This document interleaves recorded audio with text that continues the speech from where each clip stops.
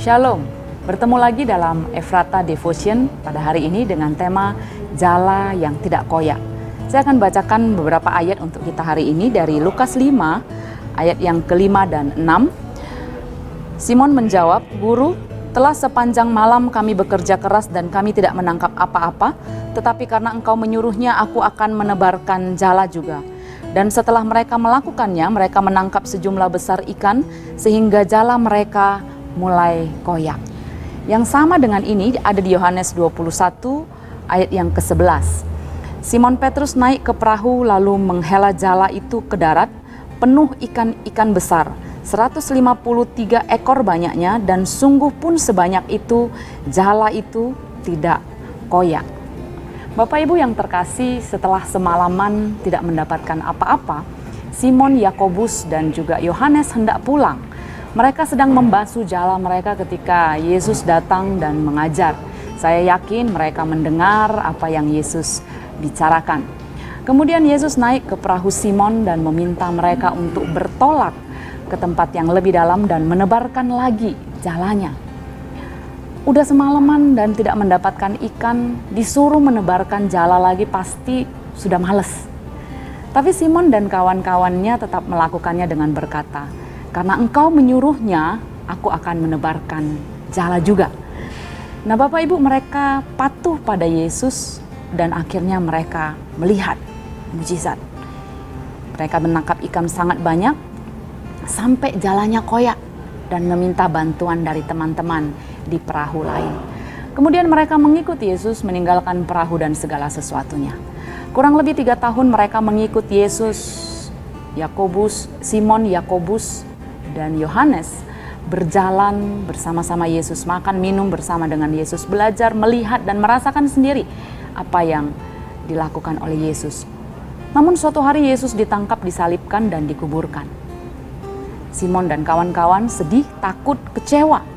Mereka tidak tahu harus lakukan apa lagi dan akhirnya kembali ke pekerjaan yang lama sebagai nelayan.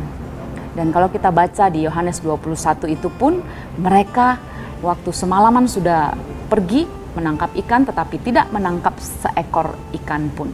Yesus waktu itu yang tidak atau belum mereka kenali, ya, karena semua orang tahu Yesus mati dan disalibkan. Ketika Yesus menyuruh mereka menebarkan jala, Yohanes mengenali Yesus dan berkata, "Itu Tuhan." Simon memastikan itu Yesus dan melakukan apa yang disuruh oleh Yesus. Seperti di ayat yang ke-11 dicatat bahwa seperti dahulu mereka mendapat banyak sekali ikan, namun jala mereka tidak koyak. Kemudian mereka makan ikan bersama dengan Yesus yang bangkit. Nah Bapak Ibu Saudara yang terkasih, dua peristiwa yang mirip. Sama-sama semalam-malaman menebarkan jala dan tidak menangkap seekor ikan pun. Ini menggambarkan kegagalan, kesulitan, dan masalah. Namun ketika Yesus datang, mereka bertemu Yesus, mereka mengalami berkat. Masalah mereka teratasi. Jala yang koyak melambangkan kapasitas hati dan kekuatan hidup. Kita tanpa Yesus mudah koyak oleh karena masalah dan pergumulan. Tidak mungkin kita bisa tolong orang, gak mungkin kita bisa kuatkan orang, gak mungkin kita bisa jadi berkat ketika jala kita sendiri koyak. Tapi ketika mereka sudah bersama-sama dengan Yesus sekian lama Bapak Ibu, jala mereka didapati tidak lagi koyak walaupun ikannya sangat banyak.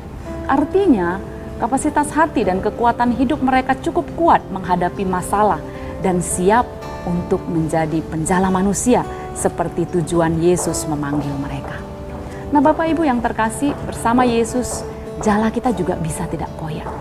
Menghadapi pergumulan, menghadapi masalah, jala kita bisa nggak koyak. Bagaimana caranya? Dengan yang seperti yang dilakukan oleh para murid. Yang pertama, mengakui keadaan kita. Ketika disuruh bertolak ke tempat yang dalam dan tebarkan jala, Simon mengakui, dia bilang, "Aduh Tuhan, sudah semalam-malaman, ya, kami bekerja keras dan tidak dapat apa-apa." Simon mengakui bahwa dia lelah dan putus asa.